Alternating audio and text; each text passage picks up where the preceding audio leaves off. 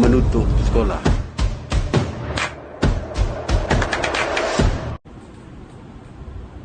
Assalamualaikum and a great night everyone. This is Elisa again, streaming live from the Faculty of Education studio for our 8 p.m. weekly news. And I'm Fatin. So, Elisa, what breaking news do we have today? Well, I heard all institutes, shops and offices are shutting down due to the COVID. That's so true, Elisa. Hence, we have our favorite reporters reporting and analyzing the situation for us as usual. Alright, ladies and gentlemen, without any further ado, here is our first reporter coming through online. Assalamualaikum and hi everyone, it's me Ardani streaming live from home. I am Aisha, hope everyone is doing well. And I'm Inshira, also streaming from home, just like our beloved reporters. In July 2020, the government has started a Restricted Movement Control Order (RMCO) applied straight away to all netizens due to the increase of COVID cases around the country. Yes, Ardani, and just like that, everyone has to stay in lockdown until the situation is under control. To add, the World Health Organization (WHO) reported in June that there is no cure yet for the disease. Oh my, the faculty hopes everyone is staying safe at home. As a member of the Faculty of Education, I am sure we are all curious about our educators' opinion on the school closures.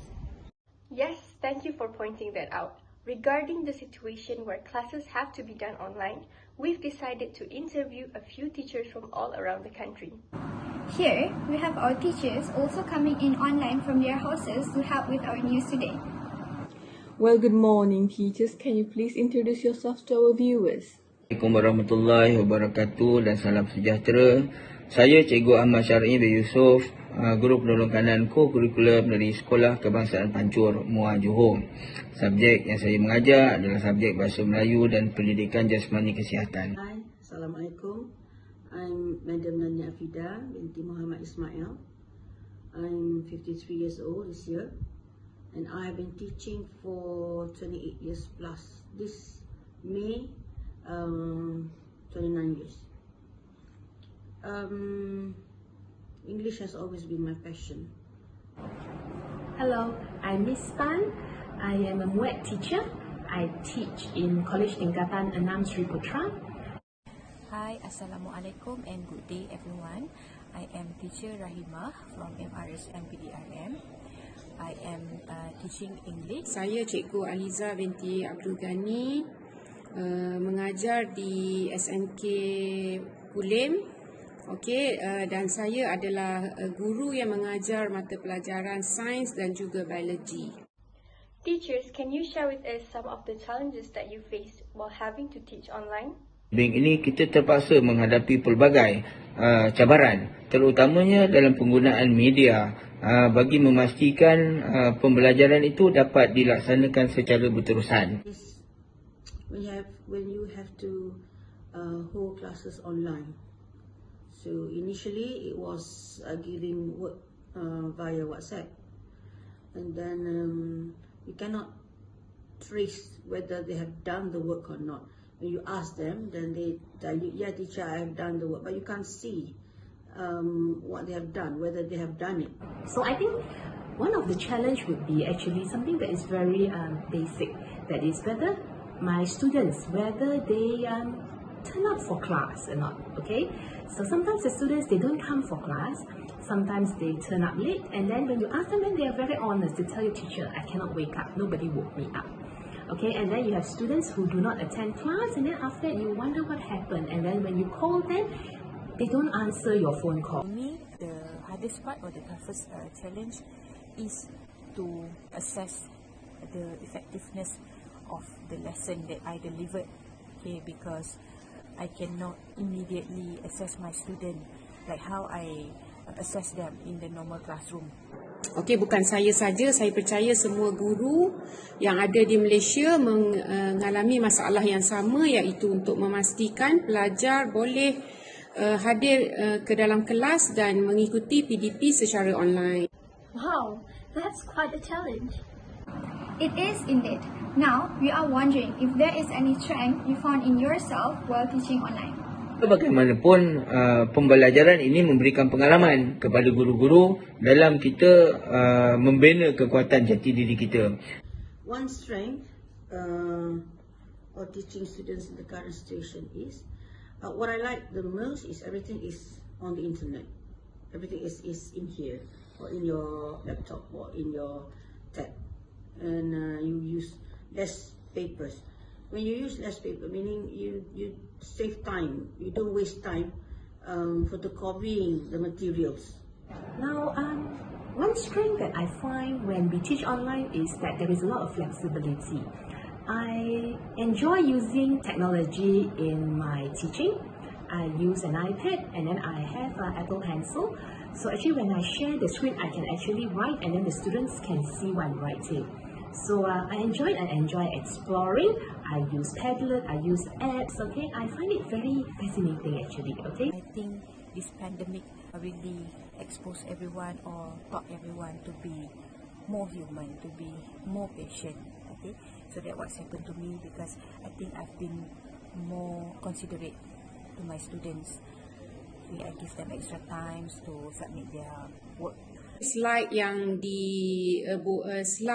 berkaitan dengan pembelajaran tu akan dimasukkan ke dalam grup Telegram. Jadi pelajar yang tidak masuk secara online, okey, dia tidak berada secara langsung semasa PDP tu, pelajar tersebut akan revise melalui nota yang dibekalkan. I agree with our teachers. There is always a silver lining to everything that happens, right? Yes, Alice. Dear teachers, there's one last thing we want to know about. Do you find any weakness in yourself while teaching in front of the screen? Sekali kepada murid itu, bagaimana murid itu membiasakan diri ataupun mendisiplinkan diri dia itu untuk mengikuti jadual yang telah ditetapkan. Classes, when I hold classes during the MCO,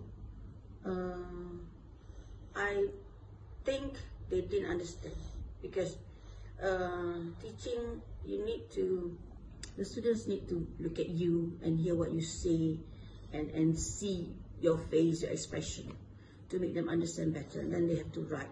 So basically I had to, when the school reopened, I had to repeat everything, go through everything. Basically teaching and learning takes place 24/7.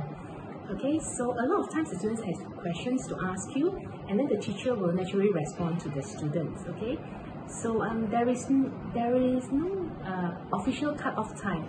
As in, if you come to school, then you're at work from 7:30 until 2. The students also know, and then once it's 2 o'clock, you let the students go home. You don't disturb them anymore. Whereas when it's online, sometimes you can message the student at 10 at night and you ask them, how come you haven't hand in your homework? For weaknesses, I guess some of the students tend to take things for granted, okay? And even some of them don't even care to submit their tasks, because they say that, or maybe they think that, oh, my teacher is not around, my teacher cannot scold me, my teacher cannot punish me. So to me, that is the weakness of having class during this pandemic. Thank you.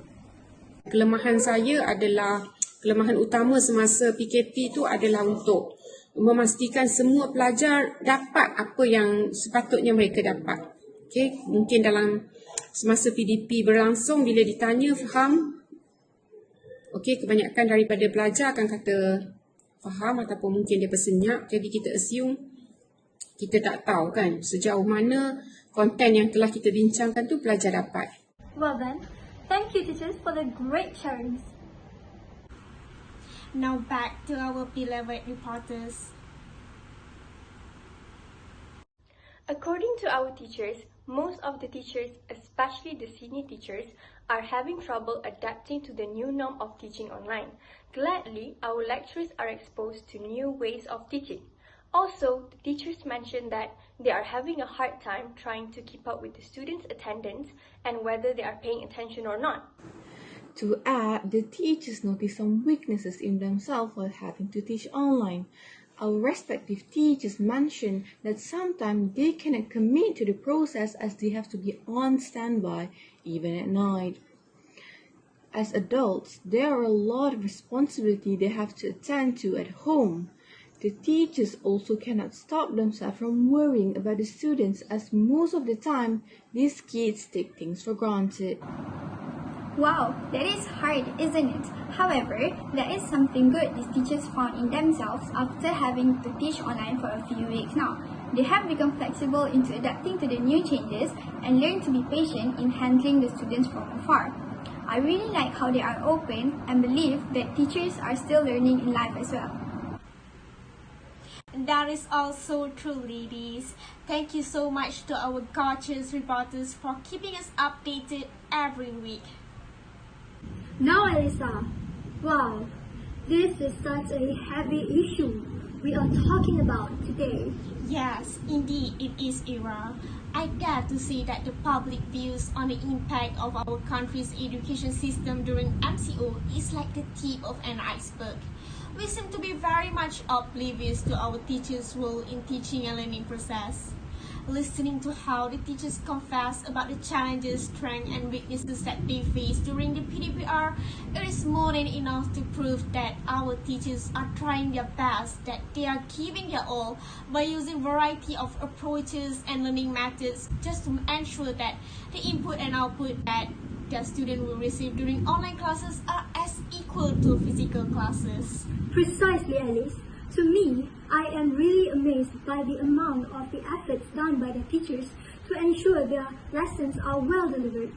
Despite their lacking in some things such as technology usage, they are always willing to try new things and gain knowledge. Not only that, as we all know, teachers also have to carry out their responsibility as parents at school, in which they need to ensure their students' both physical and, most importantly, mental health. Luckily for PDPR classes, they have figured out a way to overcome this problem by regularly asking their students through online conversation. This has shown that they are very dedicated to the profession. I believe that is all from us for this week news. Thank you so much for tuning in. Good night and stay safe. Assalamualaikum.